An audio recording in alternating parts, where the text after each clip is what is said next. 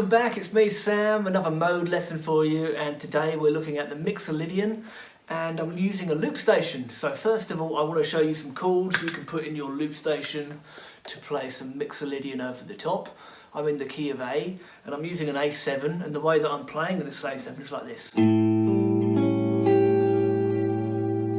So I've got my first finger fret 5 on the D string, I've got my middle finger fret 6 on the G, and I've got my pinky fret number 8 on the B string, and I'm just arpeggiating that.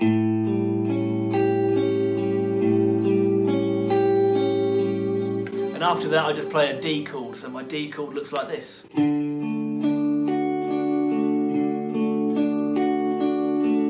You could also just do an A7 down here, just sort of the regular one that you learn to begin with. And a D here. That will work just as well. So let's talk about scales now. So just like all the other modes I've done in this series, I really like looking at modes with a pentatonic skeleton to begin with. So this is a major mode, so it starts with a major pentatonic. I really recommend that you learn all of your pentatonic shapes. If you haven't done that, that's probably the step before this. So major pentatonic, if I take sort of an A minor pentatonic and I move it down 3 positions, that's a good way of getting a major pentatonic.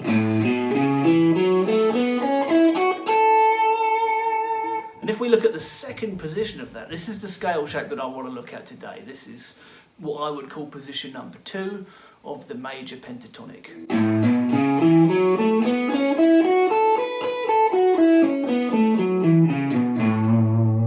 Okay, what is a major pentatonic? What are the intervals within it?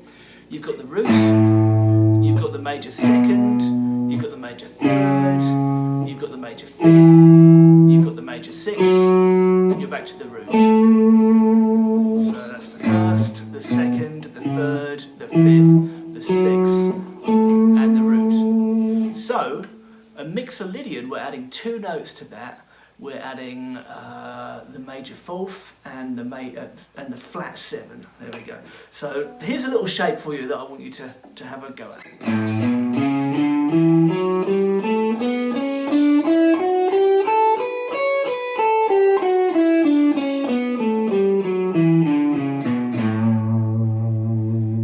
Once you've got that shape down, just like the other ones, I want you to put on the loop, maybe a little delay like I had before, and start playing and just get to know how each note fits over the chords.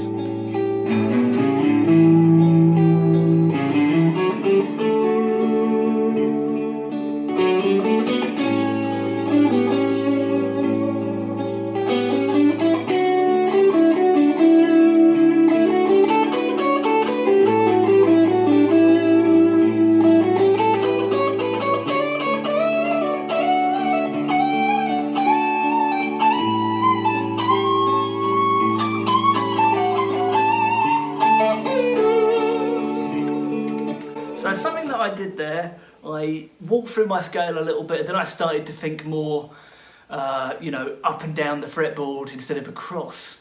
And a good thing you can do with that is just take one string, start on the root. This is an A note, fret number 5 on the E string, that's the root. Now it's a whole tone to the next note. The next note is the major second. Now the next note is a whole tone away, that's the major 3. Oops. And then a semitone to the 4, a whole tone to the 5, and then you've got another whole tone to the 6, semitone to the flat 7, and then a whole tone to the root. If you learn that formula of how many whole tones and semitones, and you know where the root notes are, then that's a really good position to be in too. So if I put my delay back on and the loop back on, and we have a little go up and down each string, that's a really good thing to do. There's the root, it's a very strong note. Second, not quite as strong. Major 3, very strong. 4's really good too. The 5's really good. 6, not quite as good. Flat 7's really good because of that A7 chord that I'm playing. And then back to the root. So not all notes are as good as each other when you're playing with modes, or any scale for that matter. So let me just do that again up and down the E string.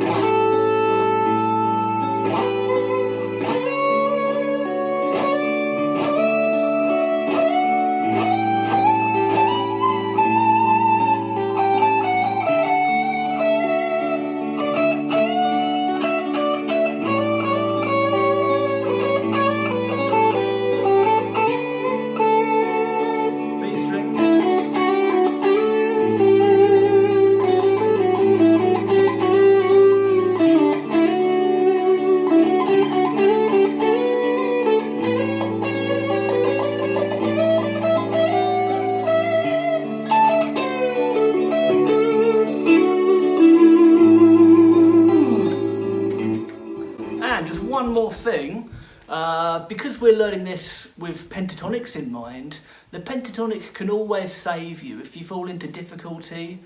Position 1, that position that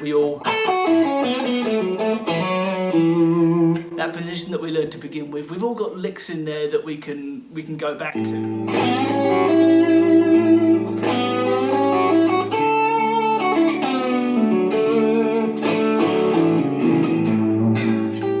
So that's a good thing to bear in mind. Thanks for watching, guys. If you can click the like button, if you can subscribe and leave me a comment, I'd really appreciate that. It really helps my channel out. And I'll see you next time. Cheers, guys. Bye.